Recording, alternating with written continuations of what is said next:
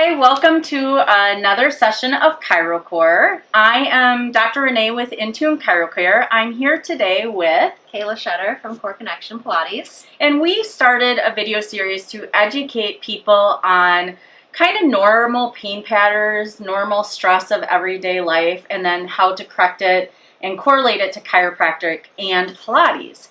So today we really wanted to focus on workspace ergonomics. In today's life with COVID and many people working from home, I've noticed in my practice that a lot of upper back pain and low back pain because of not necessarily the best workspace ergonomics at home. And so we really wanted to address it and kind of talk about what's normal, what's abnormal, some exercises we can do to correct it, and how chiropractic and some Pilates practices can help as well. Because there's so many different types of jobs, and we're trying to keep this 20 minutes or so to keep everybody's attention, today we're going to really focus on basically desks and computer and that, or standing desks too. Eventually we'll go into more of lifting and things in a different video, but today that's really what we're going to focus on. So we are going to talk about setups, what's correct, what's incorrect, how to strengthen posture because of incorrect postures, and all of that fun stuff. So yeah, ready to start? Yeah, let's go share some things. Perfect. First of all, let's define ergonomics. Ergonomics is the science of matching the work to the worker. Office ergonomics covers finding the right match for a worker and their work environment. Poor ergonomics can impede on your overall health and well-being. When you are not fitted with the correct space, it can cause physical and mental stress, resulting in physical pain and injuries to muscles, joints, and the nervous system. When the proper setup is attained, it can improve your comfort and also improve productivity. In a perfect world, we would all be working at the office and have better options. If you are able to work in an office right now, here are some tips to ensure the best workspace for yourself. Position your monitor at least 20 inches away from yourself. The top of your monitor should be above your direct line of vision and straight ahead.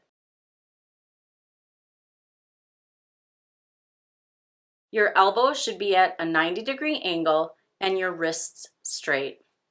The mouse should be within an easy reach so your arms can stay at your side. Your low back should be supported so you don't slouch your upper body. Your upper thighs should be level to the floor. You shouldn't cross your legs or sit sideways, and your feet should be flat on the floor. This is all best case scenario, and we know not often possible. The most common issues I see is wrist pain and carpal tunnel issues due to poor wrist placement and mouse placement. The next biggest complaint is upper back and neck pain from looking down or to the side most of the day. Here's a challenge for you. I want you to make 2 slight adjustments and see how much better you feel after 2 weeks. Due to unforeseen events of 2020, thousands of people are now working from home. Maybe you took over your kitchen table, had to dust off your desk, or established residence on the couch. If your back is hurting and you are struggling with being productive, it's probably time to reimagine your workspace. Here are some tips to help set up the best workspace at home. The first set of tips are designed to help alleviate wrist pain and discomfort and avoid carpal tunnel syndrome. Your elbows should be bent at a 90-degree angle and at the same height as your desk. Your arms should hang loosely near your side, with most of your forearms on the desk or armrest. Your wrists should be straight in front of you and remain in a neutral vertical position.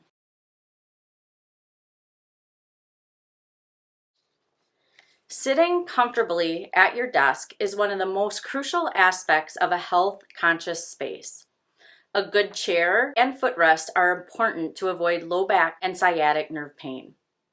Your thighs need to be parallel to the floor with knees bent so your legs are at a 90-degree angle. Your feet should be flat on the floor. If they are not, find a shoebox or a stool to use. Your back should be supported by the chair. If you are using a backless stool, try to find another option. If that is your only option, make sure to get up and take breaks often. Lastly, the seat of your chair should not lean forward or backward. You should sit all the way back to the back of your chair to support your lumbar spine.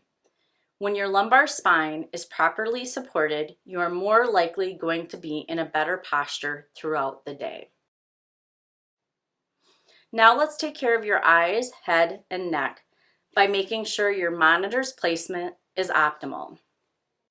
Your monitor should be at arm's length distance from you. Your head should be in a straight, upright position, and your eyes should be in line with the upper third of your monitor. The screen should be right in front of you, not off to the side. If you are using a laptop, you should really consider adding an additional monitor or an additional keyboard. Proper ergonomics is very difficult to obtain with laptops. It doesn't take fancy things to make your space work for you. Empty boxes under your feet or monitor can be enough to make the appropriate changes needed. If you have any of those old thick phone books lying around, they make the perfect monitor stand too. If you find your chair doesn't give you enough support, consider buying a yoga block to put behind you to prop yourself up. Everyone has a unique blueprint, so everyone's setup will be a little different. It might also take your body a little time to get used to proper ergonomics.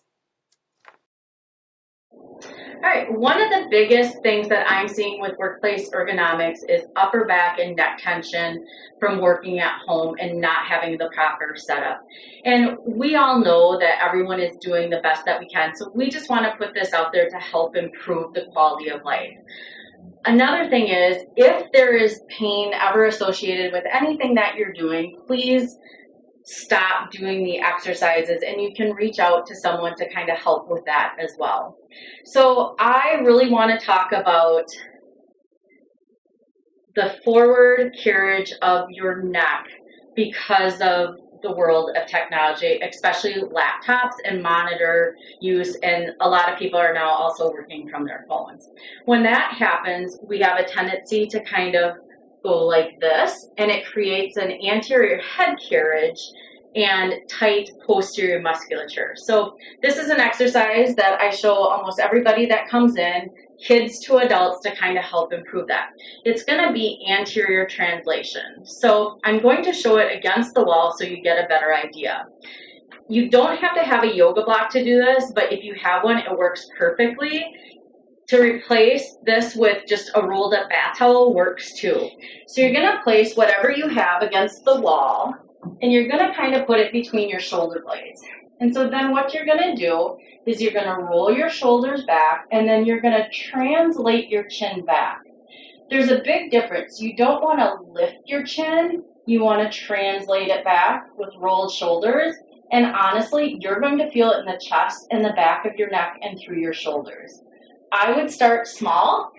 Start with 10 seconds, like 3 reps, and then just build your time up. Because if you are a really round-shouldered, head-forward person, you're going to feel that within 10 to 15 seconds. Something with a postural exercise like this is a little bit more, is sometimes better than a lot. So start slow and you can go from there.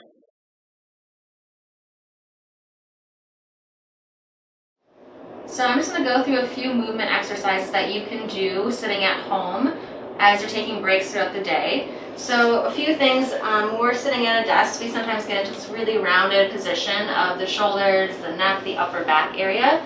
So placing the hands behind the head, dropping the shoulder blades down, and just gently pressing the back of the head into the hands to lift the sternum forwards and upwards toward the ceiling is going to take a nice counter action to that rounded back. So again, just letting the head kind of drop heavy into the hands.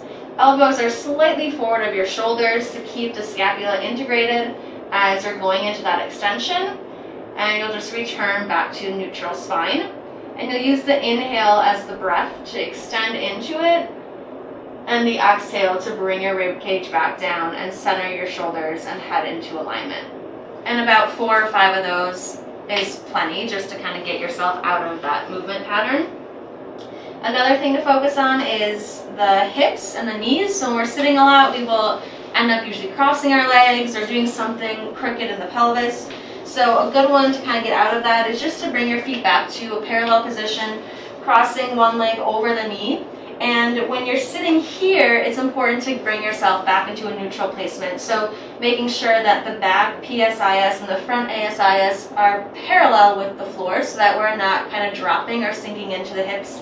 And then making sure that the knee, it's probably not going to be all the way flat, and that's okay, but it's more important of where your hips are placed in this. So we're not shifting or rotating. And this you can also just kind of work through a gentle stretch by pressing the hand on the inner thigh, not on the knee joint itself.